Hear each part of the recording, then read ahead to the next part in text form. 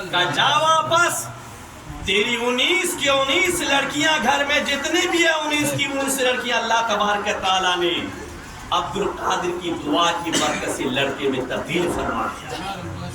جب عورت گئی تو دیکھا کہ واقعتاً جتنی بھی لڑکیاں تھی سب لڑکے میں تبدیل ہو گئی۔ وہ ہے غوث اعظم کا مقام، وہ ہے سرکار غوث اعظم کی دعا کی تاثیر۔ میرے عزیزو، جبھی تو رسول کون نے ارشاد فرمایا کہ قیامت کے میدان میں یا اللہ والے کی جماعت اللہ والوں سے اللہ سے جھگڑے گا، اور جھگڑ کر ایسے جھگڑیں گے جیسے کہ دنیا میں ایک دوسرے سے انسان جھگڑتا ہے، اس طریقے سے کلام کرے گا اور جھگڑیں گے، اور جھگڑ کر رب تبارک تعالیٰ سے اپنے چاہنے والوں کے گناہوں کو معاف فرما کر اس کا ہاتھ پکڑ کر جنت میں لے کر جنت میں لے کر جائے گی۔ میرے عزیزو، سرکار غوث اعظم رضی اللہ تعالیٰ عنہ کے چاہنے والوں، سرکار غوث اعظم رضی اللہ تعالیٰ عنہ کے ماننے والوں، سرکار غوث اعظم کی شان دیکھو۔ غوث اعظم کے دامن سے جو وابستہ ہو جاتے ہیں تو سرکار غوث اعظم اپنے آستانے میں بیٹھ کر اپنے ماننے والوں کی مدد کرتے ہیں۔ ایک عورت تھی جو سرکار غوث اعظم سے مرید ہو چکی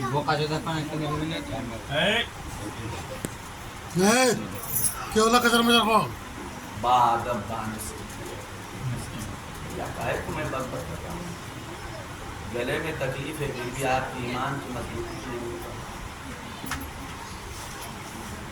سرکار غوث اعظم کی ایک مریدہ تھی،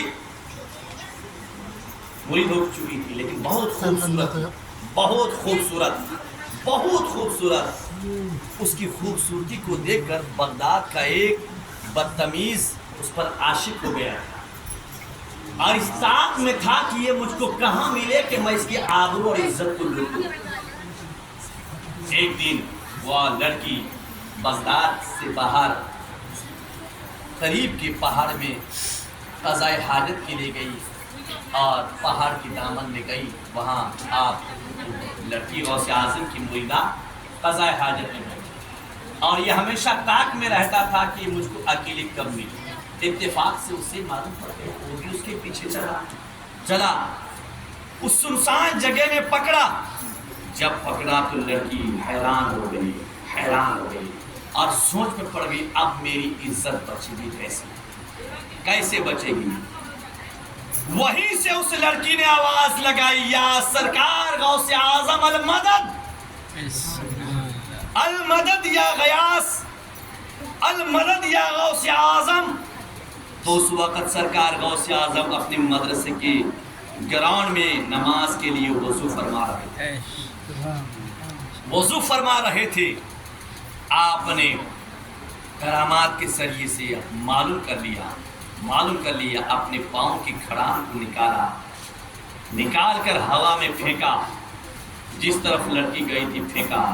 وہ کھڑان اڑتے وہاں پہنچا اور اس بدکار بدبخت کے سر پر مارتے ہوئے اس کو غوث اعظم کی بارگاہ میں پیش کیا۔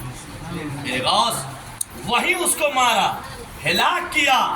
لڑکی حیران ہو گئی، اس کھڑاؤں کو لے کر وہ لڑکی سرکار غوث اعظم کی بارگاہ میں آئی اور کھڑاؤں کو پیش کیا، کہا کہ حضور، سرکار آپ کے اس کھڑاؤں نے آپ کی مریدہ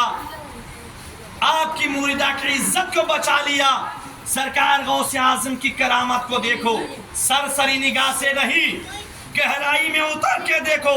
ارے بغداد کے سرزمین پر اپنے مدرسے میں میرا غوث ہو اور وہاں سے ایک بدکار کو اپنے کھڑاؤں کے ذریعے ہلاک کرے اور ایک باعزت پاکیزہ لڑکی کی عزت کو بچائے۔ وہ ہے غوث اعظم کی شان، وہ ہے غوث اعظم کے مقام، وہ ہے سرکار غوث اعظم کی شان۔ اس لیے سرکار اعلیٰ حضرت عظیم البرکت قاطع کفر و بیدات سمندر علم و حکمت نے ارشاد فرمایا، برلے کی ٹوٹی چٹائی پر بیٹھ کر قلم کو حرکت دیتے ہیں اور یوں لکھتے ہیں کہ بد سہی چور سہی مجرم و ناکارہ سہی، بد سہی چور سہی مجرم و ناکارہ سہی، اے وہ کیسا ہی سہی ہے تو کریمہ تیرا، اے وہ کیسا ہی سہی ہے تو کریمہ ایما تیرا، اور کیا دبے جس پر حمایت کا ہو پنجہ تیرا، کیا دبے جس پر حمایت کا ہو پنجہ تیرا، شیر کو خطرے میں لاتا نہیں کتا تیرا، شیر کو خطرے میں لاتا نہیں کتا تیرا۔ اولیاء اللہ والوں کی شان وہ ہوتی ہے، اللہ والوں کا مقام وہ ہوتا ہے، وہ دور کی بات ہے، وہ بغداد کے تاجدار کی بات ہے، وہ بغداد کی شہنشاہ کا واقعہ ہے۔ آ جاؤ شاہ شرف الدین قبلہ گانگوی کی بارگاہ میں، وہی شاہ شرف الدین قبلہ ہے۔ میرے عزیزو، رحمان پور جب جا رہے تھے، تاریخ بتاتی ہے، تاریخ اور اتہاس بتاتی ہے، شاہ شرف الدین قبلہ گانگوی ہے کہ اپنے بیل گاڑی میں سوار ہوئے، آپ کو جانا رحمان پور تھا، اور سامنے جو پول آتا ہے، کون سا پول حضرت؟ وہ مجاواری کا جو پول ہے، بارش کا طوفان کا سمے تھا اور پوری ندی بھری ہوئی تھی اور بیل گاڑی سے جا رہے تھے۔ جو بیل گاڑی کو چلانے والے تھے رک دیے، کہا حضرت طوفان ہے، ملا کشتی کھولنے سے ڈر رہا ہے، انکار کر دیا۔ شاہ شرف الدین قبلہ نے کیا کیا؟ مت گھبراؤ، ڈرائیور کی آنکھ میں کپڑا باندھا،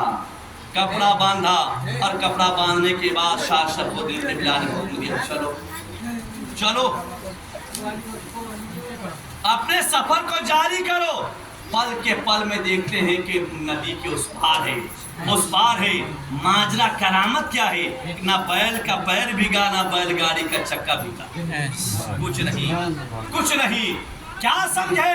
علم دیتے ہیں، نور دیتے ہیں، اور قلبی سرور دیتے ہیں۔ اولیاء اپنے ہم نشینوں کو عشق رب غفور دیتے ہیں، اولیاء اپنے ہم نشینوں کو عشق رب غفور دیتے ہیں۔ نہ تخت و تاج، نہ لشکر و سپاہ میں ہے، جو بات کے مرد قلندر کی ایک نگاہ میں ہے، جو بات کے مرد قلندر کی ایک نگاہ میں ہے۔ اور نگاہ مرد مومن سے بدل جاتی ہے تقدیریں، نگاہ مرد مومن سے بدل جاتی ہے تقدیریں۔